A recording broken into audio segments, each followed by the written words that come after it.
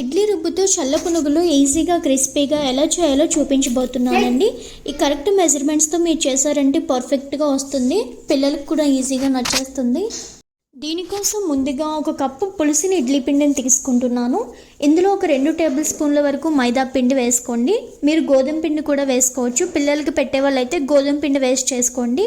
అలాగే 3 టేబుల్ స్పూన్ల వరకు బియ్యం పిండి కూడా వేసి, కొంచెం ఉప్పు కూడా వేసి, తరిగిన పచ్చిమిర్చి, సన్నగా తరిగిన అల్లం ముక్కలు, కొంచెం కరివేపాకు, సన్నగా తరిగి పెట్టుకున్న ఉల్లిపాయ ముక్కలు, కొంచెం క్యారెట్ తురుము కూడా వేసి, అలాగే వీటితో పాటుగా కొంచెం జీలకర్ర కూడా వేసుకోవాలి. ఇప్పుడు నీళ్లు వేయకుండా అన్నింటినీ బాగా మిక్స్ చేసుకోండి. పిండి ఇలా పునుగులు వేసుకునేటట్లు ఉంటే సరిపోతుంది. ఇంకా పిండి జారుగా కానీ ఉంటే కనుక కొంచెం బియ్యం పిండిని కూడా వేసుకొని కలుపుకోవచ్చు. ఇప్పుడు గుప్పెడితో పిండిని తీసుకొని వేడివేడిగా మరుగుతున్న నూనెలో ఇలా మీకు నచ్చిన సైజులో పునుగుల్లా వేసుకోండి.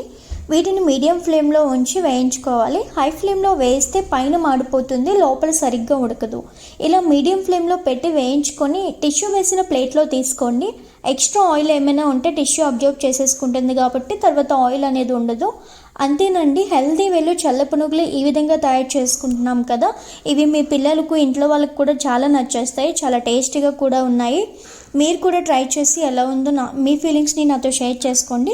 అలాగే ఈ వీడియో మీకు నచ్చినట్లయితే లైక్ చేసి, షేర్ చేసి నా ఛానల్ని సబ్స్క్రైబ్ చేసుకోండి. Thank you for watching.